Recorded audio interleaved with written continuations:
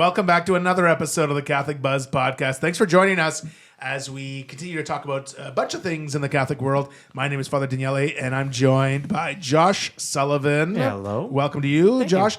And Matt Van Milligan. Hello. Matthew, welcome. And today we're going to talk about something that some people may have experienced in their life in the church, and maybe some just have not, right? But we're going to talk about the sacraments and when it's okay for a priest to refuse the sacraments to someone.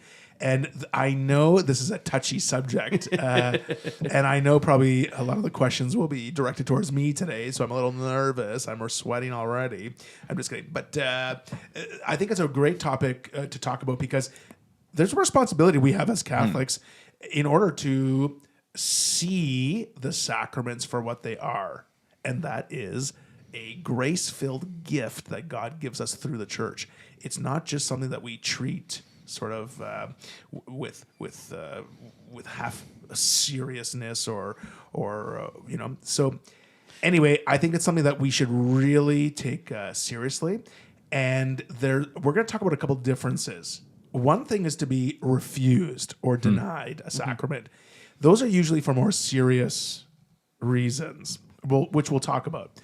But there's the other thing about being the sacrament being deferred or postponed. Gotcha. Okay, that's another thing. So that could happen for less serious reasons, just based on if the priest judges that maybe the person is not ready at that moment to receive a certain sacrament. So let's talk about that. And let's talk about the implications of it too, what the church teaches, and of course what people say. Because I think if we just backtrack here a little bit, we've kind of got accustomed to receiving the sacraments whenever we want. They're a right versus a gift. Yes, Yeah. And in a sense, it is like people who are baptized do have a right to the sacraments.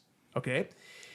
People who are baptized people who are Catholic have a right to the sacraments. That's right in the church law. Okay. However, some of the sacraments require from that same person certain prerequisites, I would say. Like, I would say being properly disposed to receive a sacrament, not having a particular penalty or interdict of the church placed on you, okay? And actually, you know what? Right in canon, the Code of Canon Law 843, it probably just says exactly what I said. It says sacred ministers cannot deny the sacraments to those who seek them, ready, at appropriate times, are properly disposed, and are not prohibited by law from receiving them. Okay, so that's pretty much it. So yeah. pretty much it. So I just appropriate times is also probably one that's maybe not thought of as much by people. There is an inconvenient time to ask for the sacraments, right? So depending on the situation, of course. Yeah. So let's go through these and talk about the difference between denying a sacrament, refusing a sacrament, postponing or deferring a sacrament. And I want to start with baptism because it is the first sacrament that we offer that welcomes someone into the church. Now, baptism is something that requires a few prerequisites. You would say that, of course, the church wants people to be baptized, and that is true. In fact, everything we're going to say here today about the sacraments, we have to remember that the church is always working for you to receive the sacraments. Like, we're always going to work with you to fix a problem if there is a problem, to make a way if it seems like there's no way, we'll make a way. Like, we're always rooting for you to receive these sacraments. So, and I want everyone to understand everything we're going to say today in that light. Now, when someone presents for baptism, let's look at those things, right? Is someone properly disposed for baptism? So I'm going to give you a scenario. Maybe I don't know, maybe it's a common scenario for some parishes, maybe it's not for others. But I received this scenario a number of times. Non-Catholic parents, okay? Non-Catholic parents who bring a child to be baptized in the Catholic faith. What do you think their reason is?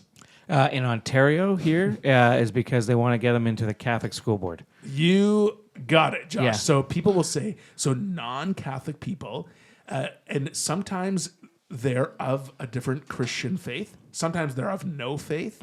And sometimes they're of a different religion. Will bring their child to be baptized in the Catholic faith because they want entrance into the Catholic school. This is a time where, while I'm excited for that child to be baptized and welcomed into the family of Christ, it's a time to defer. Yeah. Because in baptism, we have to make sure as pastors of souls that there is a significant hope that child will be raised in the Catholic faith, right? Yep. So, or else baptism just becomes very procedural. And what's unique about baptism is that it's the sacrament that the recipient of the sacrament isn't the one who consents to the sacrament. So this is something that like the parents consent on behalf of the child. So if the parents themselves are not properly disposed to consent or to provide their consent to the sacrament, again, there needs to be some formation there. The conditions need to be met. Can someone though who's an adult be baptized? Yeah. And so would they then be the consenting party? I guess because it wouldn't be their parents then. Yeah. Absolutely. Yeah, okay, Yeah, I'm sorry. I'm talking about Child baptism. I'm children just being making sure though. baptized. So like, but you could I mean, But even in that, Josh, Yeah.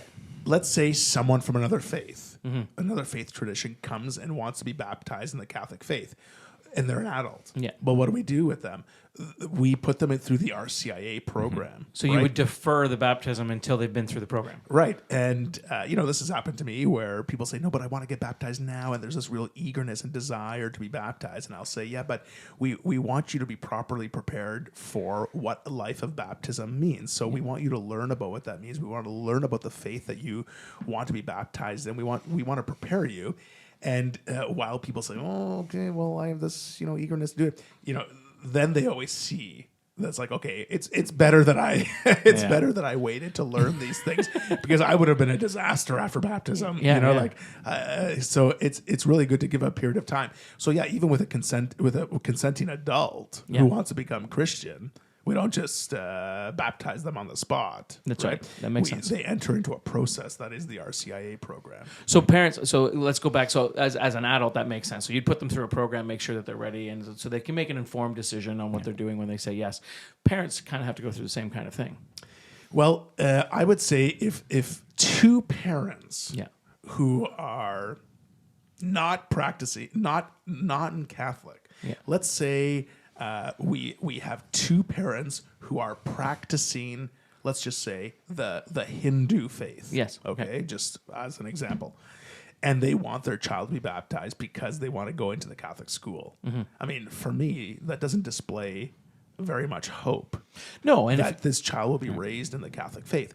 They are practicing another faith in their home, in their place of worship, in the way their they life. practice their life, and the way they live, right? So where's the hope? Sure, that kid will go into Catholic school, right? But where's the hope there? So then people talk about godparents. Do godparents factor in? Yeah. And in this case, I would really look at the intention of the parents. And the parents' intention is not to raise the person Catholic. It's to get them in a Catholic school. And even if they could provide a good godparent, we really have to sit down and talk about what is the reason here we're going to baptize. We don't just baptize someone to get them into school. An organization or an institute. Exactly. No, there's a life commitment. It's not an initiation to get into another place. So there's where there would be deferral. There's where there would be time for discussion. There's where there would be time to look at what we're doing. Now, so what if one parent wanted to baptize and one parent didn't? Would that be something that you defer then as well until both parents are on board, or is one parent enough? I guess it would depend on the legal. Exactly. legality. It depends on is the second parent in the picture? Yeah. Does the one parent have full custody of the child? Yeah, Because it has happened where the one person has full custody of the child, the other parent is not involved at all, but has voiced displeasure in the child receiving sacraments. Well, from a legal perspective, there with the parent with full custody has the say.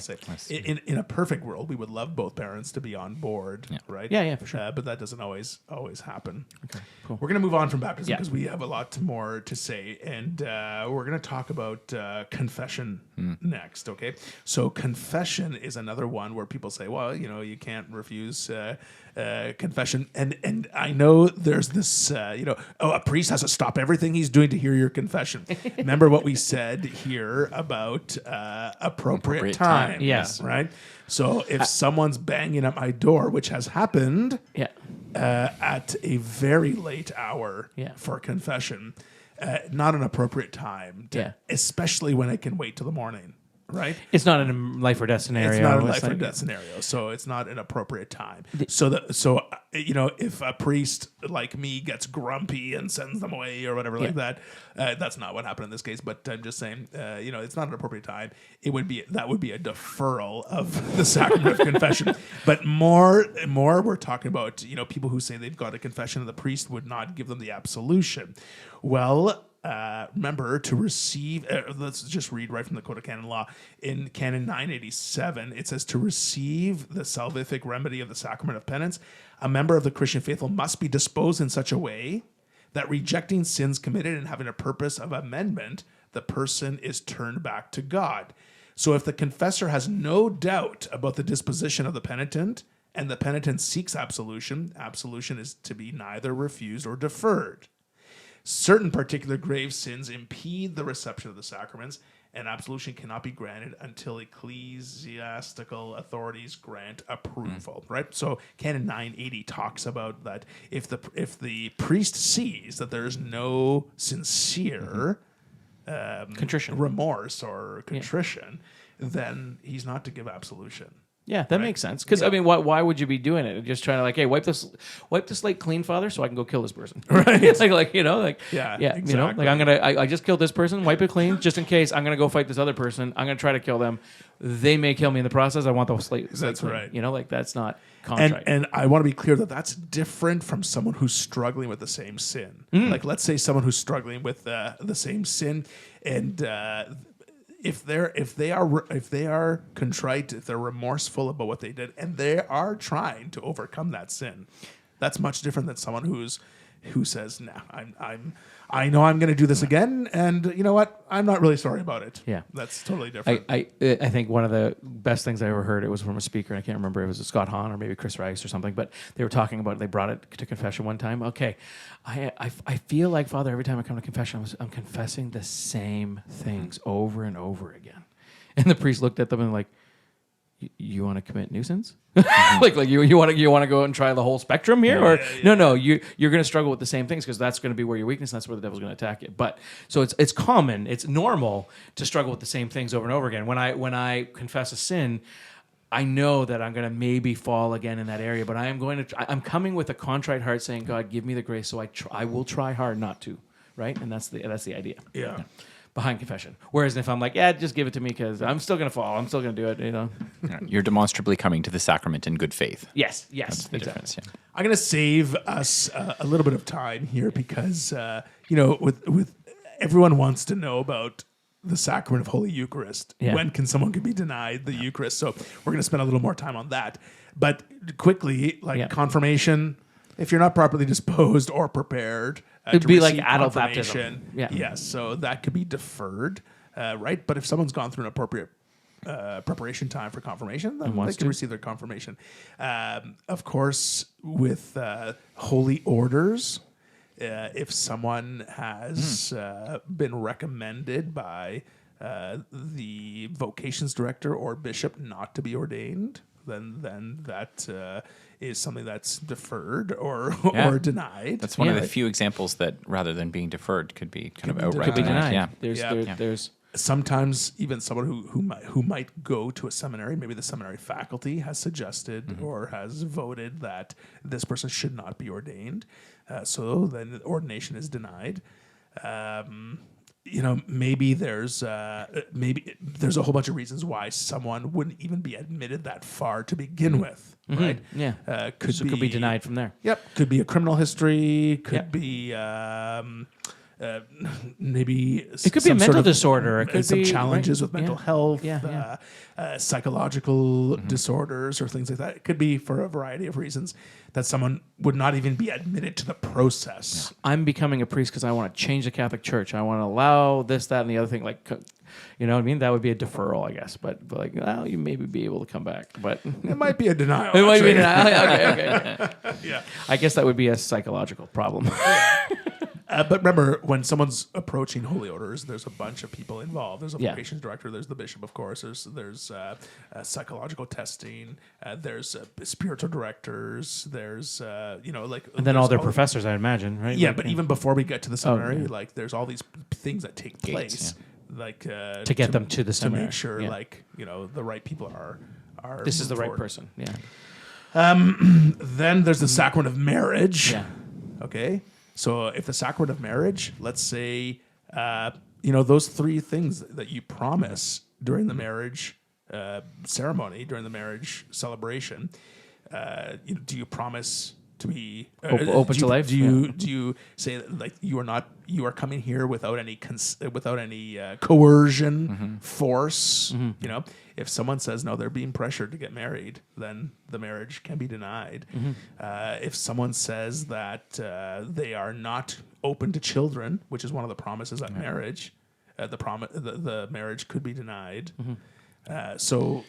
And even what you said about the criteria, that it needs to be an appropriate time, they need to be properly disposed, and there's no kind of legal Penalty, obstacle, or that there's no, like you see in the movies, you're like, if anyone here objects to this wedding, speak now or forever. Like, the place of that in the marriage rite is, should technically say just if anyone has any legal objection, like if one of the participants is already married. Yeah, Like that's exactly. a problem. If their first cousins, that would be an impediment to, Right. or that would be kind of grounds for denying the sacrament itself.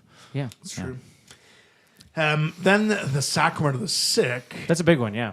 is one because the sacrament of the sick can be denied. Yeah.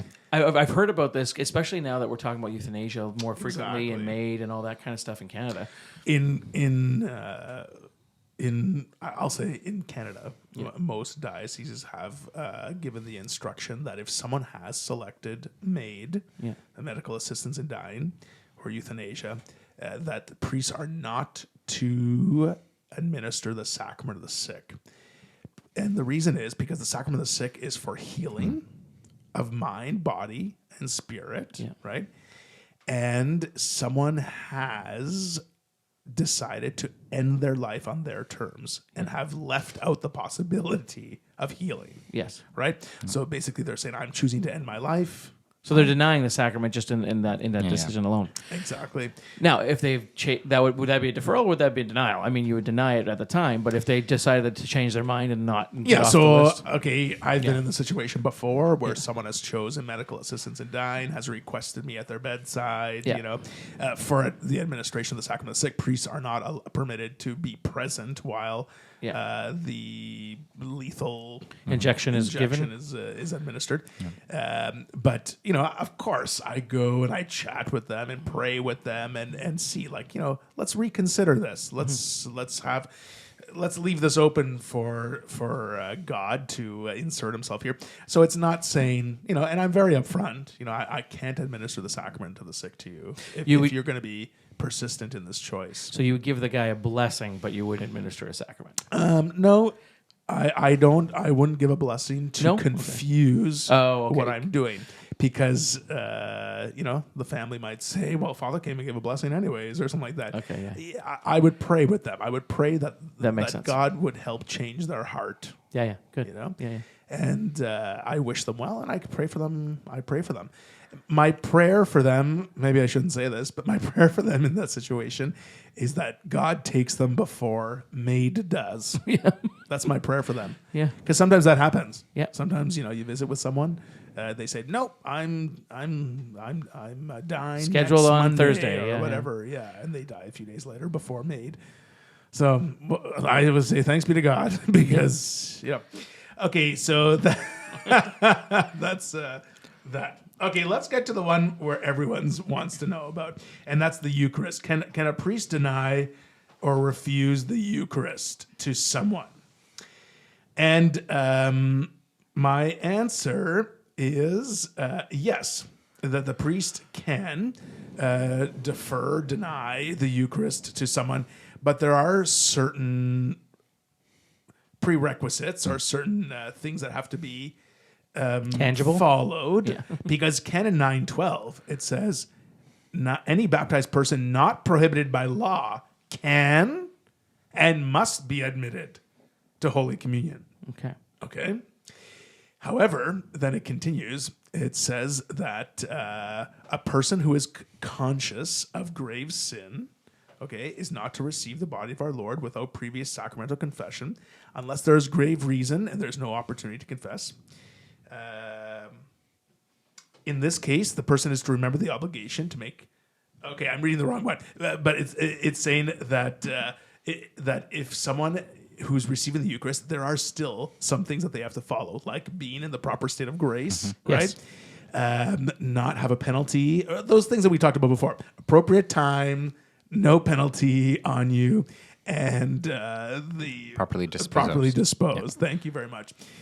So those things have to be followed. Okay. Now, what I want to say is it's not appropriate during the communion line to start a fight with someone. Yeah. When someone's approaching for the Eucharist in the communion line, it's not an appropriate time to start a fight with someone. So I might just say, I'm going to give you a blessing at this moment, and please speak to me after Mass. Gotcha. Okay? That might be the way to do it. In a best situation, you're already going to have that conversation with someone. Okay, what are we looking for? Well, we're looking for people who have some difficulties and challenges that are preventing them from receiving the Eucharist. This could be someone who's in a situation where they're divorced and remarried. Okay, and until their first marriage is annulled, then they have to abstain from the Eucharist. That's a teaching of the Church. Remember what I said about we're on your side. We want to help you get there. rectify. We want to help. We want this remedy to happen. So most pastors will help you do that. Most pastors will help you through the process because they want to see you receiving the Eucharist. They want to see you in full communion with the Church. Exactly. Then there's situations where someone is very vocal about being anti-Catholic Church.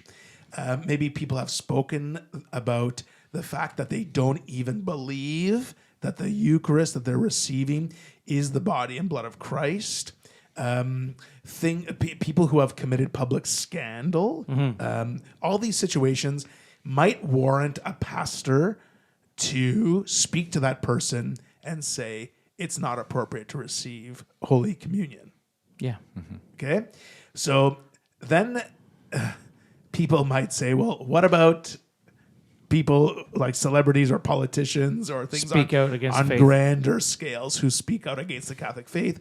Or, for example, politicians who support things that are contrary to the Catholic faith, like abortion. And we see this a lot. Well, we see this a lot in Canada.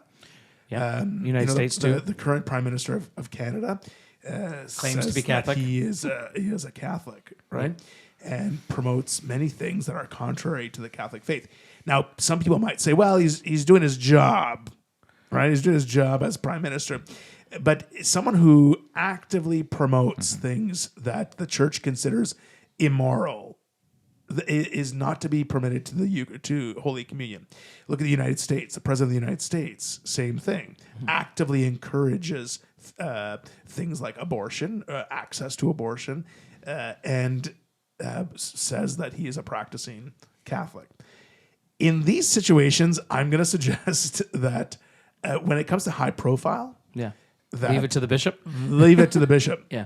I mean, the pastor can initiate a conversation with the bishop saying, this person is showing up to my church. What do I do there? Right? And leave it to the bishop. The pastor is free to have a conversation. It might be more appropriate for the bishop to make a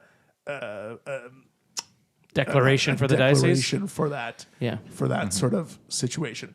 Because we see situations where some bishops do make a statement about certain people and receiving the Eucharist. I want to also say that it's not a punishment. People say, like, how rude, to take away the Eucharist from someone. It's not a bishop trying to flex their power over a prime minister or like, hey, look, I'm more powerful than you. You don't have to. No, that's not what it is. This is trying to save that person's soul. Yeah, and there's an underlying desire that this person be brought into communion with the church. Exactly. Because this is like, we've had this with our RCIA candidates who are, deferring their reception of the sacraments until they go through the full rite of initiation. That, coming from a Protestant background, it's just like the outside perception is like, why is this so exclusive? Like, why, why can't just everybody come up and participate in the Eucharist? I'm like, and you can say, like, in a very sincere way, the church desires that everybody come up and receive the Eucharist. The church desires that everybody be in full communion with the church, but recognizing the significance of the sacraments, recognizing that this is something that the faithful have a canonical right to, but this isn't something that we have a sense of entitlement of. That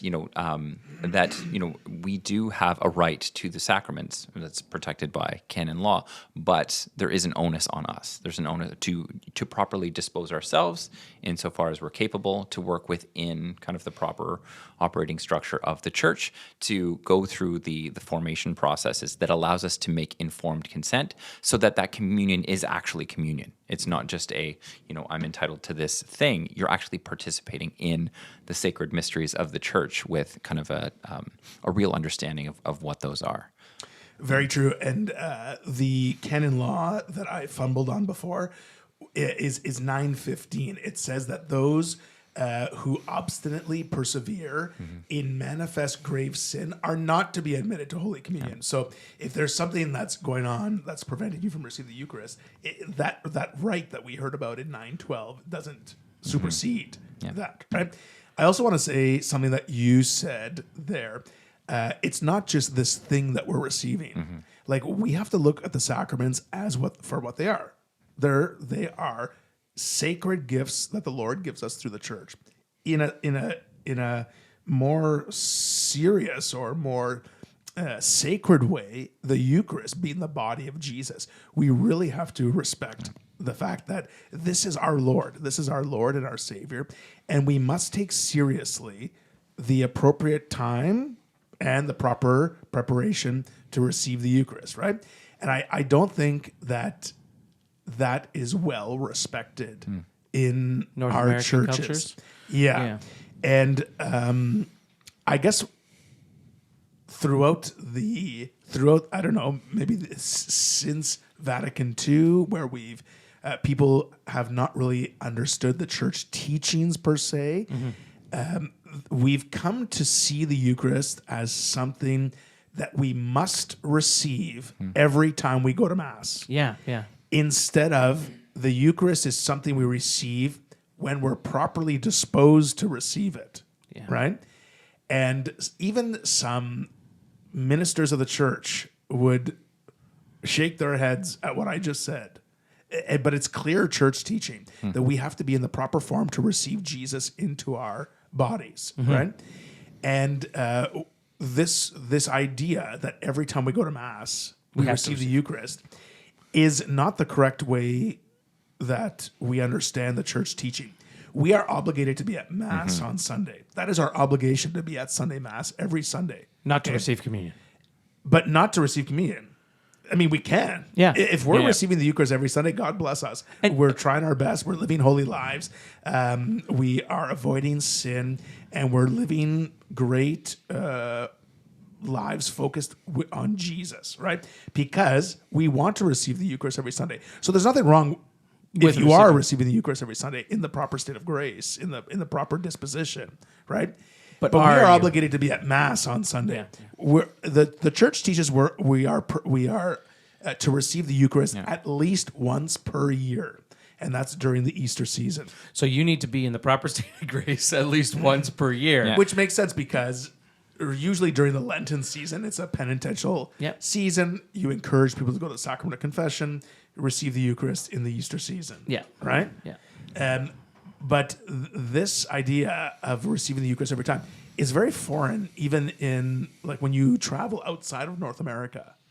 Like people will attend Mass. Like I used to study in Europe, and people would attend Mass, and maybe 20% of the church goes up to receive the Eucharist, And that's it. that's so it. everybody else is sitting in their pews. Everyone else stands in their pew. So they don't go up to receive a blessing? They don't go up to receive a blessing. I think in Europe, if you walked up to a priest with your arms crossed, he'd try and place the Eucharist on your tongue. Yeah, okay, that makes sense. So it's probably that, would you say that maybe the idea of going up to receive a blessing, it was for people that were worried about, first of all, that what other people would think of them or whatever else. Yeah. It's a good practice, not necessarily a bad People thing. are welcome to come for a blessing if they're not receiving the Eucharist. And let me say something about that too, while I'm on a roll here, is that, I really commend people who go up for a blessing. Oh, man. I'm very proud of them, and I think the world of them because, and I hope if someone's listening that is in a situation where you're going up for a blessing instead of receiving the Eucharist, of course, I'm not saying blessings are better than the Eucharist. That's not what I'm saying. I'm saying if you are aware that you should not be receiving the Eucharist and you go forward to receive a blessing, I commend you and I think the world of you because what you're doing is so honorable. Yeah, really. You are respecting the Eucharist so much, right, that you know that you're not to receive the Eucharist that day. So I give high praise to people who are receiving, and that's so much blessing. more. Sorry, and that's so much more courageous than Very. the person who goes up at knowing that they're not properly disposed to receive the Eucharist and does so anyway because they feel the eyes on them Exactly. around They're them, gonna or be there's guilted an into it. expectation Yeah. of So people who are receiving a blessing might feel that like, oh, everyone's looking at me. There's lots of reasons why people shouldn't receive the Eucharist. Maybe they broke the fast. If people, and now here's the thing, because I play music, so I have never really looked. A lot of times I'm playing music while this happens, but I know at times people do watch, that kind of thing. But I agree with you. I think the people that I've seen that have abstained from the Eucharist during Mass, you're coming to Mass. Exactly. Like you're showing to the people around you the importance, as much as the Eucharist is the source and summit of our faith, and that is you're showing that respect that you said, but also the whole point of Mass is not necessarily just about the Eucharist. I mean, it's the source and summit of our faith, and that's like we're there to receive, and that's we have the chance to receive while we're there. But that respect that you're showing in abstaining from that until you're in the proper state of grace. I have nothing but praise for those people. Sure. And in fact, I'm like, wow, that is so commendable. Does that make sense? Yeah, and I know that there's like an awkward, like, oh, what are people thinking of me? There's an idea of like, are people looking at me receiving a blessing and wondering why I'm not receiving the Eucharist or whatever? Yeah. And to that, I say, number one, it's none of anyone's business. Yeah, exactly. Okay. Number two, again, what you're doing is honorable, so much more honorable than the people behind you that are probably staring at you. Yeah. Who shouldn't be receiving the Eucharist and are receiving the Eucharist anyways. Is it? I mean, there's the nosy neighbors that are kind of trying to figure out your life scenarios of why you might not be receiving communion and everything else. It's like automatically they're almost like sinning. They shouldn't be receiving at that time. You know what I mean? And it's like, and you don't want to be doing the math on people's situations, but like you see a young couple approach and both of them, receive a blessing. Like, first of all, I should be minding my own business, or Exactly. I should, and most of the time I'm just managing my kids and trying to, but looking at that situation, even if we see it, even if we do, connect those dots, our response should be, way to go. Yeah, Way to go. like that's a Way win. to go. Yeah. And I think just the more we have to the more we have to really help other people, help each other understand that the Eucharist is not something to just take for granted. That this is the body of Jesus. It is different from anything else that we receive. It's the only place we can receive Jesus. It's the closest we can get to Jesus in this life. And we shouldn't take that lightly. No. We should not take that lightly. And I say that people might criticize me for saying that, which is fine. And some priests might criticize me for saying that, and to them, I challenge them to really let's review how we treat the Eucharist, how we love the Eucharist, and to remember who the Eucharist is. Mm-hmm. It's Jesus Christ our Lord. He gave his life for us. He gave us this sacrament.